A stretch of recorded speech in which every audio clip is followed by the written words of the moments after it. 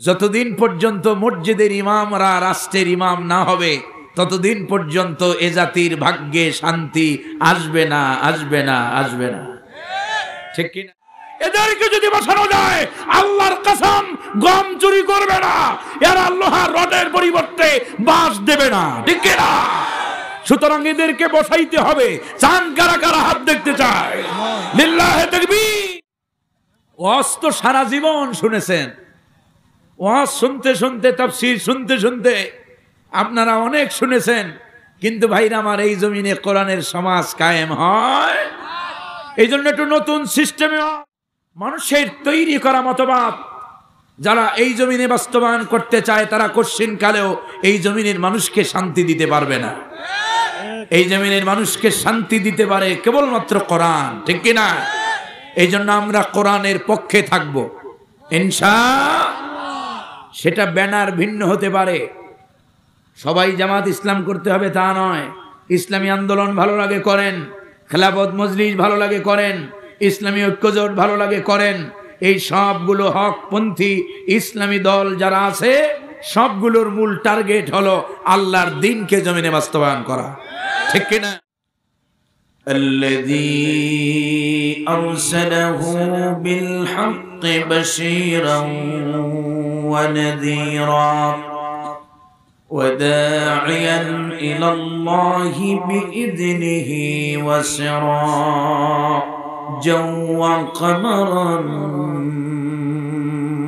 منيرا أما بعد فقد قال الله تعالى في كلامه المجيد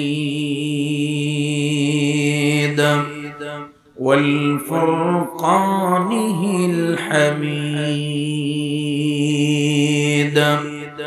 أعوذ بالله من الشيطان الرجيم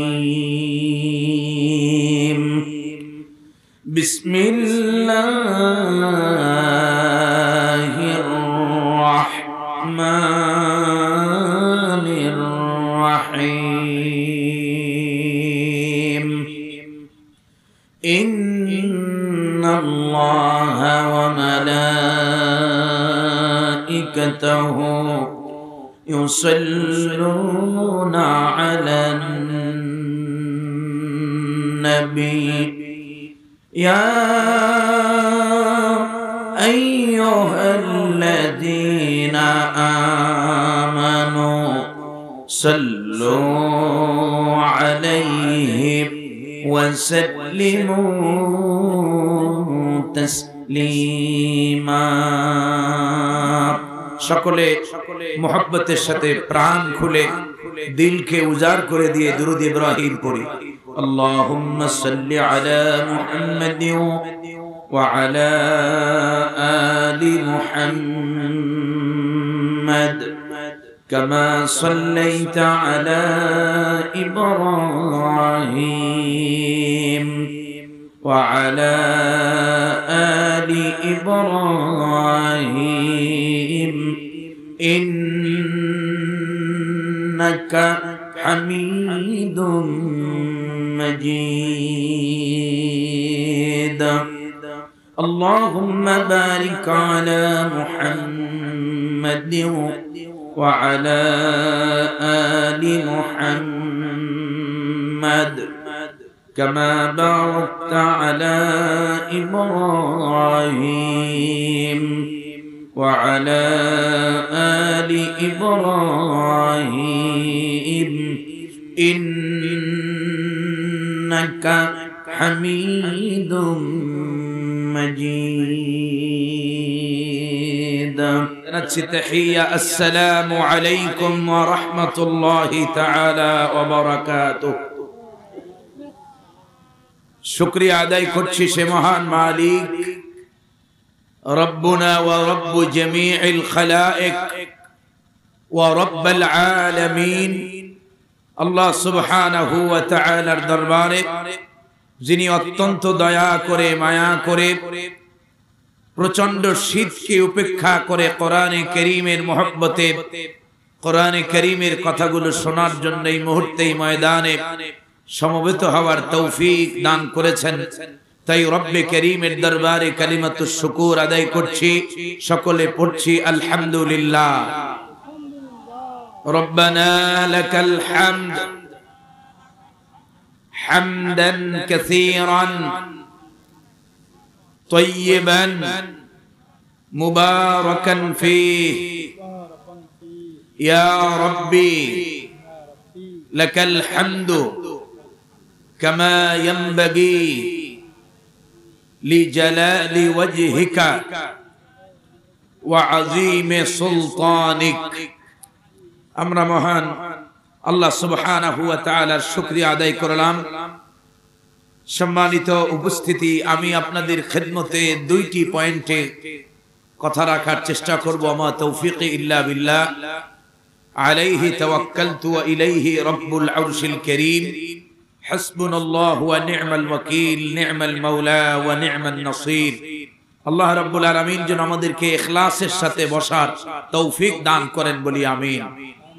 এখানে আমরা এসেছি শুধুমাত্র আল্লাহর কোরআন শুনতে, ঠিক কিনা? আপনারা যারা এসেছেন আশা করি বক্তার সুর কেমন, চেহারা কেমন এগুলো দেখতে এসেছেন। বক্তা যেমনই হোক, যদি কোরআন এবং হাদিসের কথা বলে তাহলে আমরা শুনবো ইনশাআল্লাহ। নিয়তকে পরিশুদ্ধ রাখতে হবে। আল্লাহ যেন তৌফিক দান করেন, বলি আমিন। এখনকার মাহফিলগুলো হেদায়েত শূন্য হয়ে গেছে।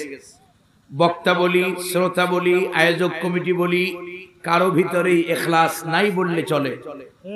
ইখলাস শূন্য হওয়ার কারণে এই মাহফিলগুলো থেকে মানুষেরা হেদায়েত পায় না, ঠিক কিনা? একটু আগে আমার ভাইজান, তিনি গঙ্গাচড়ার মানুষ, গঙ্গাচড়ার তার যিনি চেয়ারম্যান ছিলেন, সুজন চেয়ারম্যান, উনি বিএনপি নেতা যদিও, কিন্তু দারুণ মহব্বত করেন এবং প্রায় সময় স্মরণ করেন, ভালোবাসেন। আলেমদের জন্য কিছু মানুষের ভালোবাসা থাকে। আল্লাহ যেন এই ভালোবাসাগুলো পরকালের জন্য কবুল করেন, বলি আমিন। আমার ভাইজানকে পেয়ে এতটুকু ভালো লাগতেছে যে একজন আলেম যাকে পেয়েছি, যিনি জনগণের প্রতিনিধি, আলহামদুলিল্লাহ বলি, এবং যিনি জনগণের প্রতিনিধি ছিলেন। যতদিন পর্যন্ত মসজিদের ইমামরা রাষ্ট্রের ইমাম না হবে, ততদিন পর্যন্ত এ জাতির ভাগ্যে শান্তি আসবে না, আসবে না, আসবে না, ঠিক কিনা? বিপদে পড়লেই ইমাম সাহেবের কাছে যান পানি পড়া আনতে। দুঃখের কষ্টের কথাটা আগে ইমাম সাহেবের কাছে শেয়ার করেন। এই ইমামদেরকে রাষ্ট্রের জায়গা মতো বসায়া দেখেন, গোটা দেশ শান্তিতে থাকবে, নিরাপদে থাকবে। কোন আলেম চুরি করতে পারে না, কোন আলেম জনগণের টাকা মেরে বেগম পাড়া বানাতে পারে না, ঠিক কিনা? আমাদের দুইজন মন্ত্রী ছিলেন, দুইজন বাংলাদেশ জামাত ইসলামীর দুইজন আপনার ক্যাবিনেট মন্ত্রী ছিলেন মাওলানা মতিউর রহমান নিজামী। মাওলানা মতিউর রহমান নিজামী তিনি দুইটা মন্ত্রণালয় পরিচালনা করেছেন। কয়টা মন্ত্রণালয়? দুইটা, একটা কৃষি মন্ত্রণালয় এবং একটা শিল্প মন্ত্রণালয়। বাংলাদেশের সবচাইতে গুরুত্বপূর্ণ দুইটি মন্ত্রণালয়ের দায়িত্বে ছিলেন আমাদের তদানীন্তন সময়ের আমিরে জামাত হযরতুল আল্লাম ফকিহুল মিল্লাহ মাওলানা মতিউর রহমান নিজামী। আল্লাহ তার কবরটাকে জান্নাতের নূর দিয়ে মুনাওয়ার করে দেন, বলি আমিন। তিনি তখন মন্ত্রিত্ব থেকে বিদায় নিলেন। ফখরুদ্দিন এবং মঈনুদ্দিনের আমলে তন্ন তন্ন করে খুঁজেছে, একটা মন্ত্রণালয়ে এক পয়সারও দুর্নীতি খুঁজে পায়। তারা জনগণের টাকা দিয়া বাড়ি বানায় নাই, গাড়ি বানায় নাই, লন্ডনে পাচার করে নাই, এমনকি সারা জীবন স্ত্রীর ফ্ল্যাটে তিনি থাইকে গেছেন। তো সেই ধরনের নেতা আমরা পেয়েছিলাম, কিন্তু এ জাতি তাদেরকে রাখতে পারে না, ঠিক কিনা? সম্মানিত হাজিরিন, আমি জামাত ইসলাম করি বলে ভাববেন না যে শুধু জামাতের কথাই বলবো না। তবে আমি একটা কথা বলবো প্রারম্ভিকায়, যদিও এটা আমার অপ্রাসঙ্গিক কথা, তারপরও শুরুতে আসলো তাই বলতে হয়। মানুষের তৈরি করা মতবাদ যারা এই জমিনে বাস্তবায়ন করতে চায়, তারা কোশ্চিন কালেও এই জমিনের মানুষকে শান্তি দিতে পারবে না। এই জমিনের মানুষকে শান্তি দিতে পারে কেবলমাত্র কোরআন, ঠিক কিনা? এই জন্য আমরা কোরআনের পক্ষে থাকবো ইনশাআল্লাহ। সেটা ব্যানার ভিন্ন হতে পারে। সবাই জামাত ইসলাম করতে হবে তা নয়। ইসলামী আন্দোলন ভালো লাগে করেন, খেলাফত মজলিস ভালো লাগে করেন, ইসলামী ঐক্যজোট ভালো লাগে করেন। এই সবগুলো হকপন্থী ইসলামী দল যারা আছে সবগুলোর মূল টার্গেট হলো আল্লাহর দ্বীনকে জমিনে বাস্তবায়ন করা, ঠিক কিনা? প্রত্যেকটার সাথে আমরা যার যেটা ভালো লাগে সে সেটা করব ইনশাআল্লাহ। আল্লাহ যেন কবুল করেন বলি আমিন। এদেশে কমিউনিজম, সেকুলারিজম, 14 বছর সেকুলারিজমের যন্ত্রণায় আমরা শেষ হয়ে গেছি, ঠিক কিনা? শান্তির কথা তারা মুখে বলেছে, কিন্তু শান্তি আমাদেরকে দিতে পারে? ন্যাশনালিজমও দেখেছেন, সব দেখা শেষ। এবারে রিকশাওয়ালা, ঠেলাওয়ালা, কুলি, মজুর সবাই তাদের মুখে মুখে বলে এবারে আমরা কোরআনের বাংলাদেশ দেখতে চাই, ঠিক কিনা? কারা কারা চার হাতটা দেখতে চায়? লিল্লাহে তাকবীর, লিল্লাহে তাকবীর। আল্লাহ যেন কবুল করেন বলি আমিন। ইসলাম পন্থী যারাই দাঁড়াবে আমরা তাদের পক্ষে কাঁধে কাঁধ মিলে কাজ করব, ঠিক কিনা? আল্লাহ যেন কবুল করেন বলি আমিন। সম্মানিত হাজিরিন, হাত নামান। রাগ করছেন আপনারা যে ওয়াজ শুরুই করতে পারলেন না, কষ্ট দেওয়া শুরু করলেন? সম্মানিত হাজিরিন, ওয়াজ তো সারা জীবন শুনেছেন, ওয়াজ শুনতে শুনতে, তাফসীর শুনতে শুনতে আপনারা অনেক শুনেছেন, কিন্তু ভাইরা আমার এই জমিনে কোরআনের সমাজ কায়েম হয় এই জন্য একটু নতুন সিস্টেমে ওয়াজ, নতুন সিস্টেমে আমাদেরকে কাজ করতে হবে আল্লাহর দ্বীনকে বিজয়ের জন্য, ঠিক কিনা? তারপরে দিন বিজয় হলে পরে মন খুলে প্রাণ ভরে আল্লাহর কোরআন শোনা যাবে, কেউ বাধা দেবে না, ঠিক কিনা? এখন যে অবস্থায় আছি এটা হলো ভাসমান, এটাকে আমি স্বাধীনতা বলি না। সত্যিকারের স্বাধীন হব সেদিন যেদিন আমরা আল্লাহর কোরআনকে তার জায়গায় রাখতে পারবো, ঠিক কিনা? আল্লাহ যেন তৌফিক দান করেন বলি আমিন। কি হাত কি আপনারা হুজুগে জাগালেন না আপনাদের জ্ঞান বিদ্যা বুদ্ধি নিয়ে জাগাইছেন? এটা প্রমাণ পাবে নির্বাচনের সময়, ঠিক কিনা? আমরা যেন এক কাপ চায়ে যেন বিক্রি হয়ে না যায়, 500 টাকার কসকসা নোটে যেন ঈমান বেচে না দেই, ঠিক কিনা? আল্লাহ যেন তৌফিক দান করেন বলি আমিন। সম্মানিত হাজিরিন, তো আমি দুইটি পয়েন্টের, প্রথম পয়েন্টে মুকদ্দমা ইন্ট্রোডাকশনে কিছু কথা বলবো, এরপরে সরাসরি তাফসীরে চলে যাব। লম্বা সময় সফর করেছি, এসে বেশি একটা বিশ্রাম নিতে পারি নাই। সালাত আদায় করেছি, খাবার খেয়েছি, মঞ্চে উঠেছি, মঞ্চ থেকে বের হব, আবার আগামীকালকে ঢাকা যেন সকাল সকাল যেন ঢাকা পৌঁছতে পারি, আল্লাহ যেন তৌফিক দান করে বলি আমিন। আল্লাহ রাব্বুল আলামিন পৃথিবীর মানুষকে, তাম পৃথিবীর মানব গোষ্ঠীকে সঠিক পথের দিশা দানের জন্য যুগে যুগে অসংখ্য অগণিত আম্বিয়া আলাইহিমুস সালাম, অসংখ্য মুরসালিনগণকে আল্লাহ রাব্বুল আলামিন পৃথিবীর বুকে পাঠিয়েছেন। সর্বশেষ পাঠালেন নবিয়ুনা হাবিবুনা খলিলুনা মুরশিদুনা কুদওয়াতুনা সাইয়্যিদুনা রফিকুনা মুহাম্মাদুর রাসূলুল্লাহ সাল্লাল্লাহু আলাইহি ওয়াসাল্লাম, এবং তাকে দিলেন কোরআনে কারীমের মতো আযীম একখানা কিতাব, যে কিতাব দিয়ে तमाम বিশ্ববাসীকে আলোর পথ দেখিয়েছেন আল্লাহ সুবহানাহু ওয়া তাআলা। আল্লাহ রাব্বুল আলামিন বিশ্বনবীকে কোরআন দিয়ে আল্লাহ রাব্বুল আলামিন বলেন, কিতাবুন আনজালনাহু ইলাইকা লিতুখরিজান নাসা মিনাজ যুলুমাতি ইলান নূর। আল্লাহ রাব্বুল আলামিন বলেন, কিতাবুন আনজালনাহু ইলাইক, এই কিতাব, গোটা কোরআনকে কিতাব বলা হয়েছে। গোটা কোরআনের ভিতরে 114টা সূরা আছে। কয়টা সূরা? 114টি সূরার প্রতিটি সূরা, প্রতিটি আয়াত, প্রতিটি শব্দ, এমন কি এর ভিতরে ব্যবহৃত প্রতিটি হরফ এক একটা কিতাব। সুবহানাল্লাহ। আল্লাহ রাব্বুল আলামিন বলেন, কিতাবুন আনজালনাহু ইলাইকা লিতুখরিজান নাসা মিনাজ যুলুমাতি ইলান নূর। এই কিতাব আমি আপনার প্রতি নাজিল করেছি, অবতীর্ণ করেছি, রিভিল করেছি এই জন্য লিতুখরিজান নাস। এখানে অনেক উলামায়ে কেরাম আছেন, আল্লাহ তাআলা বলেন এই নাসের আগে যে আলিফ লাম আছে এটাকে আরবি গ্রামারে জিনস আল ইস্তিগরাক বলা হয়। আল্লাহ তাআলা বলছেন এই কিতাব নাজিল হয়েছে শুধু মুসলমানদের জন্য নয়, এই কিতাব এসেছে পৃথিবীতে যারা মানুষ বলে পরিচয় বহন করে, পৃথিবীতে মানুষ যারা বলে পরিচয় দেয় তাদের সকলের হেদায়েতের জন্য রব্বে করিম নাজিল করেছেন কোরআন। সুবহানাল্লাহ। আল্লাহ রাব্বুল আলামিন বলেন এই কিতাব আমি আপনার প্রতি নাজিল করেছি, অবতীর্ণ করেছি এই জন্য লিতুখরিজান নাস মিনাজ যুলুমাতি ইলান নূর, যেন এই কিতাবের মাধ্যমে तमाम পৃথিবীর সমস্ত অন্ধকারাচ্ছন্ন জাতিকে আপনি যেন আলোর পথ দেখাতে পারেন। সুবহানাল্লাহ।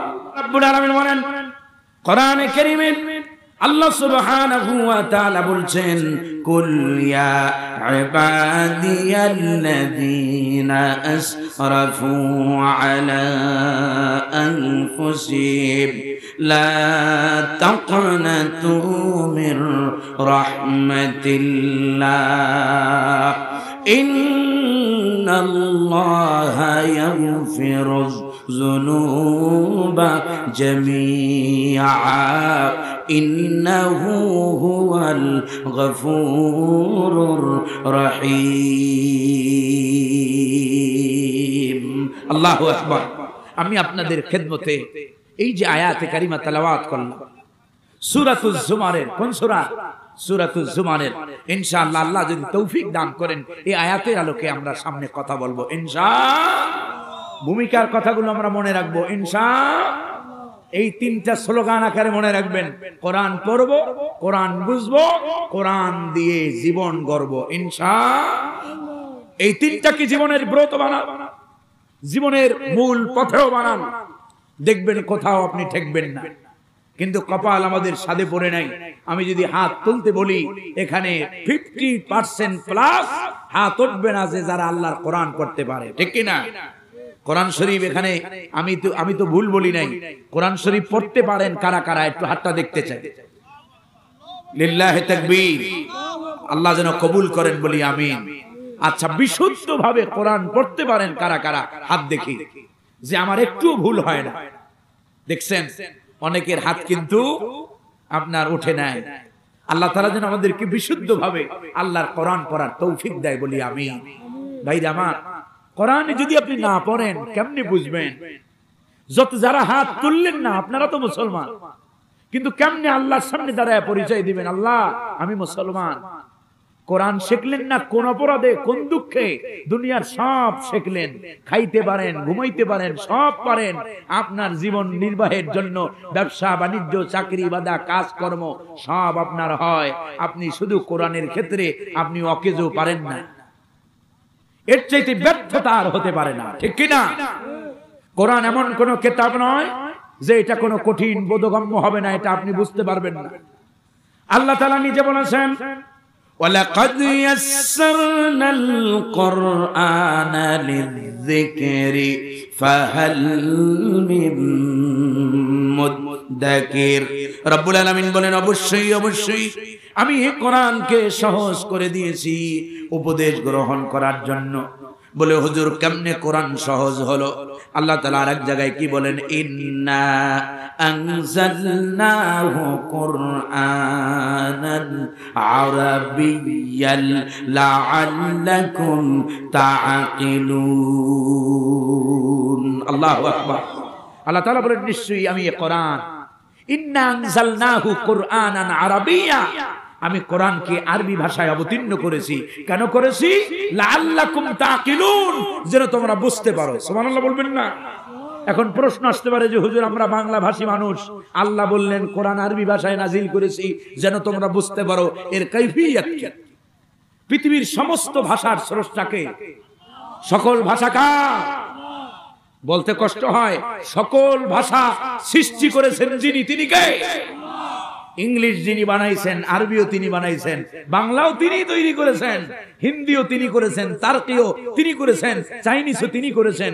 সকল ভাষার ভিতরে যেহেতু তিনি ভাষার স্রষ্টা, সকল ভাষার ভিতরে সহজ কোনটা এটা সবচাইতে জানেন বেশি কে? সব পৃথিবীতে ইংলিশ বলেন, চাইনিজ বলেন, রাশিয়ানরা রুশ ভাষায় কথা বলে, পৃথিবীর মানুষেরা যে যে ভাষায় কথা বলুক না কেন, আরবি ভাষা সবচেয়ে সহজ এবং অতি অল্প সময়ে মানুষ আত্মস্থ, কণ্ঠস্থ, হৃদয়ঙ্গম করতে পারে বেশি। সুবহানাল্লাহ বলবেন না? এটা যে সহজ বোঝার জন্য বেশি কোথাও যাওয়া লাগবে না, মামুবাড়ি দিল্লি যাওয়ার দরকার নাই। আপনার ঘরের পাশে যে ছোট্ট হেফজখানা আছে, তাকান, 3 বছরের 4 বছরের বাচ্চারা আল্লাহর কোরআন পড়তে পারে, ঠিক কি না? অথচ ভালো করে কথা বলতে পারে না। সম্মানিত হাজিরিন, এই জন্য কোরআন শিখুন, বয়স যাই হোক না কেন। হযরতে সালমান ফারিসি রাদিয়াল্লাহু তাআলা আনহুর মতো মানুষ 150 বছরের সময় কোরআন শিখেছেন। কয়শো বছর? 150 বছরের সময় কোরআন শিখেছেন হযরতে সালমান ফারিসি রাদিয়াল্লাহু তাআলা আনহু। তার মতো 150 বছর তো ভালো, এখানে 100 বছরের লোক নাই, ঠিক কি না?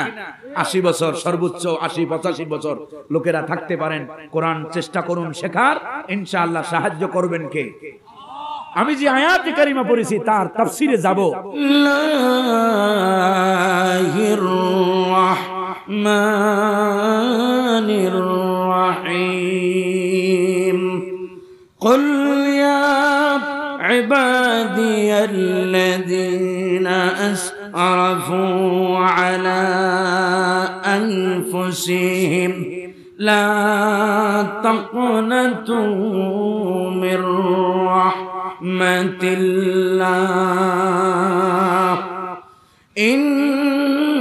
ইন্নাল্লাহা ইয়াগফিরুয-যুনুবা জামিআ ইন্নাহু হুয়াল গফুরুর রহিম। সাদাকাল্লাহুল আযীম ওয়া সাদাকা রাসূলুহুন নবিয়্যুল কারীম। আমি যে আয়াতে কারিমা তেলাওয়াত করেছি, সংক্ষেপে শিরোনাম দেওয়া যায় লা তাহজান, হতাশ হওয়া যাবে। আল্লাহ তাআলা বলেছেন লা তাকনাতু মির রাহমাতিল্লাহ, আল্লাহর রহমত হতে নিরাশ হওয়া যাবে। এই আয়াতের সাবাবুন নুজুলের ভিতরে এসেছে, কুরাইশের লোকেরা রাসূলুল্লাহ সাল্লাল্লাহু আলাইহি সাল্লামের কাছে আসলেন, এসে বলছেন ইয়া মুহাম্মদ সাল্লাল্লাহু আলাইহি ওয়াসাল্লাম, আপনি যেই কালেমার দাওয়াত দেন, আপনার এই কালেমার দাওয়াত কবুল করলে আমরা যে পরিমাণ অন্যায় করেছি, যে পরিমাণ পাপ করেছি, অপরাধ করেছি, আমাদের সন্তান হত্যা করেছি, মানুষ হত্যা করেছি, এমন কোন পাপ নাই যা আমরা জীবনে করি, আমাদের গুনাহগুলো কি মাফ হবে? তারা তাদের অনুশোচনা নিয়ে রাসূলের কাছে আসছে। আল্লাহ রাব্বুল আলামিন হযরত জিবরিলকে পাঠিয়ে দিয়া জানা দিলেন, জিবরিল যাও আমার হাবিবকে বলতে বলো, কুল ইয়া ইবাদিয়াল্লাযীনা আসরাফু আলা আনফুসিহিম লা তাকনাতু মির রাহমাতিল্লাহ। হে রাসূল, আপনি বলেন, ও আল্লাহর গোলামেরা, ইয়া ইবাদিয়াল্লাযীনা আসরাফু আলা আনফুসিহিম, যারা নিজেদের উপরে অপরাধ করেছো, নিজেদের উপরে জুলুম করেছো, গুনার মাধ্যমে যারা নিজেদের উপরে জুলুম করেছো, অবিচার করেছো, লা তাকনাতু মির রাহমাতিল্লাহ, আল্লাহর রহমত হতে তোমরা নিরাশ হয়ো না। সুবহানাল্লাহ। যুবকেরা এখানে আছেন, বাবা বৃদ্ধরা অনেকে আছেন, জীবনে অনেক গুনাহ হয়তো করেছেন, গুনাহ হওয়াটা অস্বাভাবিক নয়, গুনাহ হওয়ার পরে নিরাশ হওয়া যাবে না। আল্লাহ রাব্বুল আলামিন কোরআনে আরেক জায়গায় বলেছেন, ওয়া মাইয়াকুনাতু মির রাহমাতি রাব্বিহি ইল্লা দাল্লুন, আল্লাহর রহমত হতে নিরাশ হয় কেবলমাত্র তারা যারা গোমরাহ পথভ্রষ্ট। গুনাহ হয়েছে আপনার, গুনাহ করার পরে সঙ্গে সঙ্গে রব্বুল আলামিনের কাছে যদি অনুশোচনা করে, কেউ যদি ক্ষমা চায়, আল্লাহ রাব্বুল আলামিন বলেন আমি ওই বান্দার শুধু গুনাহই মাফ করি না, সুম্মা ইয়াস্তাগফিরিল্লাহ ইয়াজিদিল্লাহ গফুরার রহিমা। আল্লাহু আকবার। গুনাহ হওয়ার পরে যারা আমি আল্লাহর কাছে ধারণা দেবে, তওবা করবে, ইস্তিগফার করবে, আমি আল্লাহ ওয়াদা দিলাম আমি আল্লাহকে তারা তওবা কবুলকারী হিসেবে পাবে। সুবহানাল্লাহ। বিশ্বনবী জনাবি মুহাম্মদুর রাসূলুল্লাহ সাল্লাল্লাহু আলাইহি ওয়াসাল্লামের জীবনের আমলগুলো দেখেন ভাইরা আমার। শুধু গুনাহ নয়, জীবনে কোনো ক্ষেত্রে হতাশ হওয়া যাবে না। কঠিন বিপদে পড়েছেন, মুসিবতে পড়েছেন, মুহূর্তের মধ্যে বিপদ এসেছে, হতাশ হওয়া যাবে না। কারণ নবীরা হতাশ হয় নাই, নবীরা হতাশ হয়েছে। নবীদের জীবনে কত বিপদ, কত মুসিবত এসেছে, নবীরা কত জেল জুলুম জরিমানার সম্মুখীন হয়েছেন, কিন্তু কোন নবী হতাশ হয় নাই, ধৈর্য হারা হয় নাই। সকল নবীরা ভরসা করেছে কার উপরে? ওয়া আলাল্লাহি ফালইয়াতাওয়াক্কালিল মুমিনুন। আল্লাহু আকবার। রব্বুল আলামিন বলেন আমি আল্লাহর উপরে ঈমানদারদের দায়িত্ব হলো, কর্তব্য হলো আমি আল্লাহর উপরে ভরসা করবে। ভরসা করব কার উপরে? কত বিপদ, কত মুসিবত নবীদের উপরে এসেছে, কোন নবী হতাশ হন নাই, নিরাশ হন নাই। আল্লাহ রাব্বুল আলামিন কোরআনে কারীমের ভিতরে অসংখ্য অগণিত নবীদের জীবনী আমাদেরকে শোনাইছেন, আমাদের ইবরতের জন্য, আমাদের শেখার জন্য। আল্লাহ রাব্বুল আলামিন কোরআনে কারীমের ভিতরে হযরতে হুদ, হযরতে সালেহ, হযরতে লূত তাদের ঘটনা কোরআনে শোনাইছেন। হযরতে লূত আলাইহিস সালাম গোটা জাতি তার বিরোধিতা করেছে, সব জায়গায় ইসলামের বিরোধিতা করেছে। হযরতে লূত তিনি বলেছিলেন ফাকিদুনি জামিআন সুম্মা লা তুনদিরুন। ও আমার জাতি, তোমরা সকলে মিলে আমার বিরুদ্ধে ষড়যন্ত্র করো, আমার বিরুদ্ধে ষড়যন্ত্র করো, আমাকে সামান্যতম অবকাশ তোমরা দিও না। কোন নবীরা জীবনে হতাশ নাই, কারণ হতাশা নবীদের সাথে যায় না, হতাশা কোন মুমিনকে গ্রাস করতে পারে না। ঠিক কি না? জীবনে কঠিন থেকে কঠিন দুর্বিপদ। হযরত ইব্রাহিম আলাইহিস সালামকে কত পরীক্ষা করা হয়েছে, আগুনের ভিতরে ফেলে দেওয়া হয়েছে। হযরত ইব্রাহিমকে নমরুদ তাওহীদের দাওয়াত দেওয়ার অপরাধে আগুনে ফেলানো হয়েছে। হযরতে ইব্রাহিম আলাইহিস সালামকে যখন আগুনে ফেলানো হলো, নমরুদ যখন আগুনে ফেলালো, হযরতে জিবরিল আমিন এসেছেন। রব্বুল আলামিন জিবরিলকে পাঠিয়ে দিলেন ইব্রাহিমকে পরীক্ষার জন্য। হযরতে জিবরিল আমিন বলছেন ইব্রাহিম আপনি আমার কাছে সাহায্য চান, আমি আপনাকে সাহায্য করব। হযরত ইব্রাহিম বলতেছেন ভাই জিবরিল আমাকে ডিস্টার্ব করো না, আমার পরীক্ষা চলতেছে, আমাকে পরীক্ষা দিতে দাও, আমাকে ডিস্টার্ব করো না। যে আল্লাহর দ্বীনের তাওহীদের চারাককে উড্ডীন করার জন্য নমরুদ আমি ইব্রাহিমকে আগুনে ফেলে দিয়েছে, ওই আল্লাহ যদি আমি ইব্রাহিম যদি আগুনে পড়ে শেষ হই এটা যদি চাই, তাহলে আমি ইব্রাহিম একবার দুইবার নয় হাজারো বার আমি ইব্রাহিম আগুনে জ্বলতে রাজি। সুবহানাল্লাহ। হযরত ইব্রাহিম হতাশ হন নাই, রব্বুল আলামিনের পরীক্ষায় পাস করলেন। রব্বুল আলামিন আগুনের প্রতি নোটিশ জারি করে দিলেন।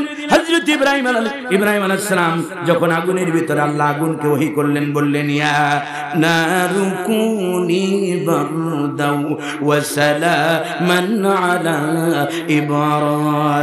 ইব্রাহিম। আল্লাহু আকবার। এই ধরনের পরীক্ষা আজ উম্মতের উপরে আসে না নাই? এক হযরতুল আল্লামা মাওলানা দেলওয়ার হোসেন সাইদির কথা চিন্তা করেন।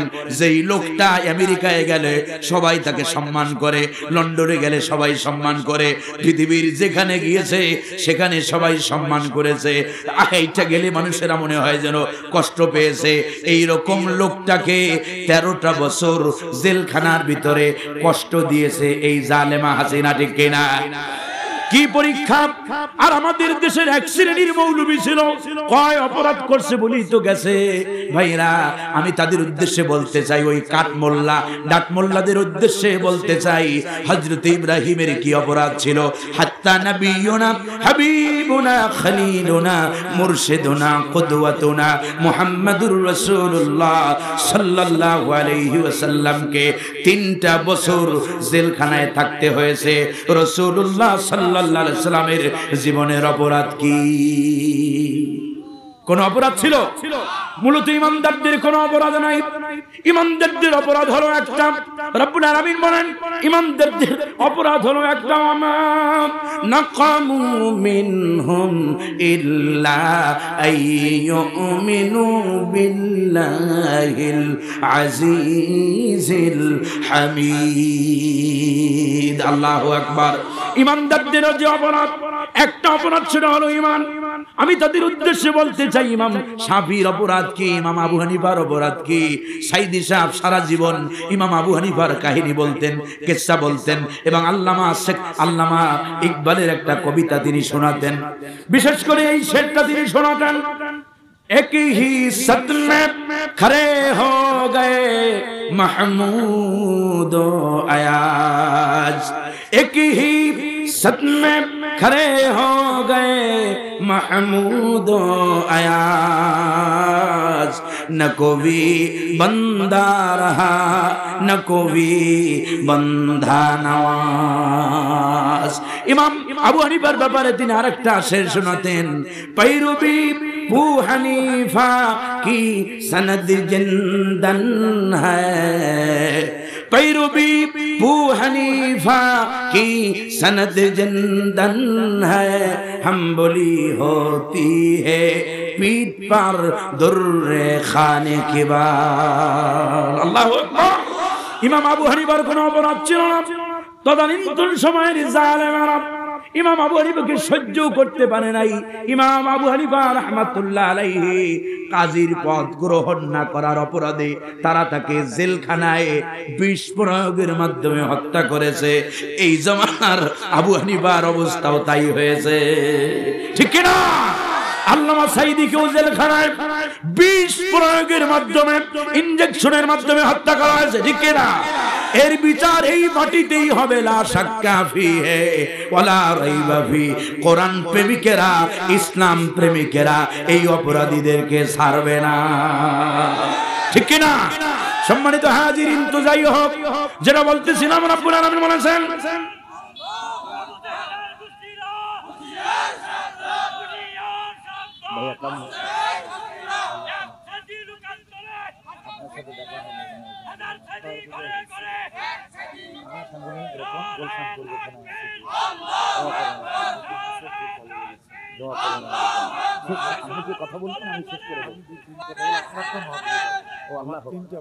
আলহামদুলিল্লাহ। ভাইরা, সম্মানিত উপস্থিতি, আমাদের ভাইজান এসেছেন এই এলাকার রাহবার ইসলামী আন্দোলনের অন্যতম, আল্লাহর দ্বীনের অন্যতম খাদেম।